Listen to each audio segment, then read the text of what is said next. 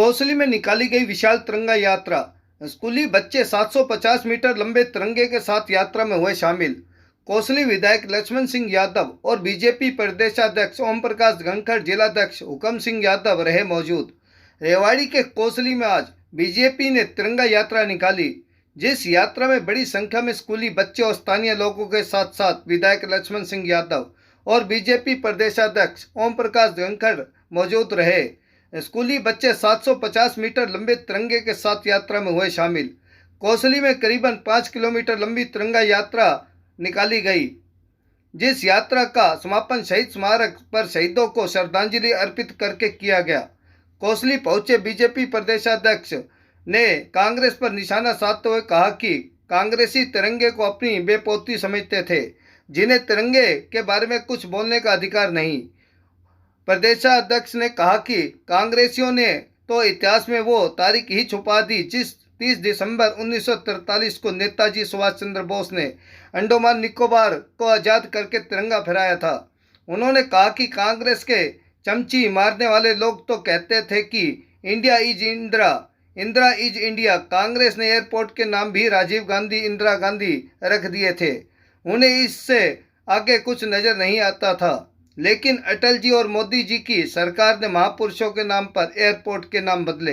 रेवाड़ी से राजकुमार के साथ भानु शर्मा की रिपोर्ट। आज़ादी के अमृत महोत्सव में बहुत गर्व और गौरव के साथ प्रत्येक भारतीय अपने घर पे तिरंगा फहरा रहा है। उस भावांजलि के साथ 90 साल की लड़ाई में इस देश में 3,27,000 लोगों ने इस आज़ादी के लिए अपना बलिदान दिया। 13,500 लोगों को अंग्रेज़ों की सरकार ने न्यायालय से सजा दे के मार दिया। किसी को फांसी पर लटका दिया, किसी को गोली से भुनवा दिया, किसी को तोप से उड़वा दिया। हरियाणा के भी जर्रे जर्रे में आज़ादी की लड़ाई लड़ी गई। सबसे ज़्यादा ताकत के साथ जो यहाँ लड़ाई लड़ी गई वो प्रथम स्वतंत्रता संग्राम था, जिसमें राव तुलाराम लड़े, उनके सहयोगी लड़े, राजा नाहर सिंह लड़े। और हरियाणा में कोई झज्जर का नवाब हो, चाहे कोई बहादुरगढ़ का नवाब हो, चाहे मेवात में ये लड़ाई लड़ी गई हो, चाहे रोहतक में लड़ी गई हो, चाहे हिसार में लड़ी गई हो, सिरसा में लड़ी गई हो, और इसकी शुरुआत जो है अम्बाला छावनी से हुई है। उन सबको याद करते हुए, उनके उस अप्रतिम बलिदान को याद करते हुए, और जिन लोगों ने 62 के युद्ध में, चाहे रेजांगला के वीर हों, चाहे 65 की लड़ाई लड़ने वाले हों, चाहे 71 की लड़ाई लड़ने वाले हों, चाहे कारगिल का युद्ध लड़े, हमारे 100 लोगों ने उस समय शहादत दी थी 400 में से कारगिल के युद्ध में, चाहे आतंकवाद से लड़े, ऐसे सब वीर जिन्होंने आज़ादी की रक्षा की। किसी ने कहा है कि तिरंगा हवा से नहीं फहरता, बलिदानियों की अंतिम सांसों से फहरता है। आज एक और खास दिन है, विभाजन की विभीषिका।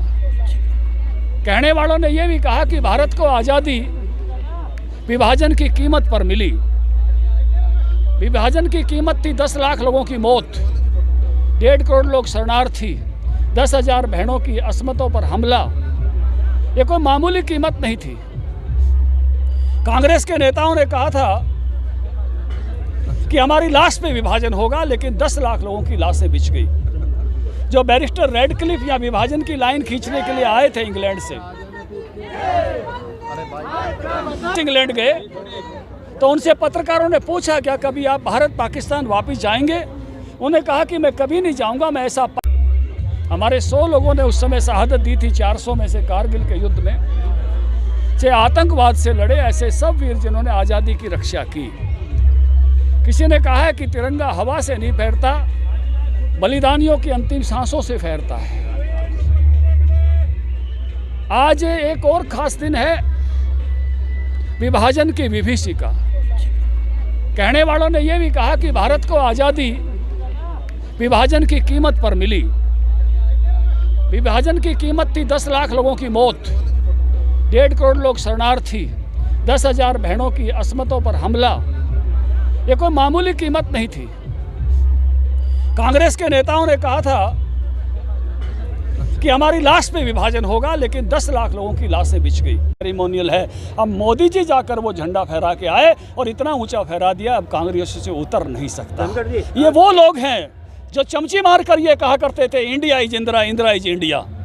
वो लोगों को याद है, लोग भूले नहीं हैं। ये वो लोग हैं जिन्होंने ऐसा देश बनाने की कोशिश की थी कि इंदिरा गांधी एयरपोर्ट पर उतर जाओ और राजीव गांधी एयरपोर्ट पर चढ़ो।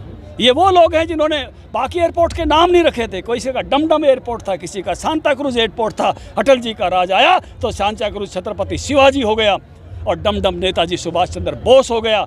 गुवाहाटी लोकप्रिय गोपीनाथ बोरदोलोई हो गया। नागपुर बाबा साहब भीमराव अंबेडकर हो गया। आमोसी चौधरी चरण सिंह हो गया। रायपुर स्वामी विवेकानंद हो गया और पोर्ट ब्लेड विनायक दामोदर सावरकर हो गया। इन्होंने तिरंगे पर भी केवल अपना अधिकार जमा रखा था, अपना फ्लैग बनाकर। इनसे लड़ाई लड़ी लोगों ने। नवीन जिंदल ने लड़ी, जो बाद में बेशक इन्हीं की पार्टी के साथ थे तिरंगा फहराने की, और आज मोदी जी ने हर घर तिरंगा फहराने का रास्ता खोल दिया है। कांग्रेसी तो इस देश को अपनी बपोती समझते थे। अब आम जन के साथ, भारत के हर जन के साथ ये उत्सव मनाया जा रहा है, आज़ादी का अमृत महोत्सव, जिसके कारण से भारत का हर जन इसमें शामिल हो रहा है। धनखड़ जी, एक चर्चा का विषय बना हुआ है आमिर खान की फिल्म लाल सिंह चड्ढा, जिसमें मानसिक रूप से कमजोर दिखाया गया उसे, और जो पूर्व सैनिक हैं या सैनिक हैं उनके परिजनों में रोष है। देखिए, फिल्मांकन वो हो जो देश के हित में हो। अस्तो माँ सद्गमय, तमसो माँ ज्योतिर्गमय, मर्त्यो माँ अमृतगमय, जो भारत को मजबूत करने वाला हो, ये देश उसी फिल्मांकन को पसंद करता है। फ्रीडम फाइटरों के लिए सरकार क्या कर रही है?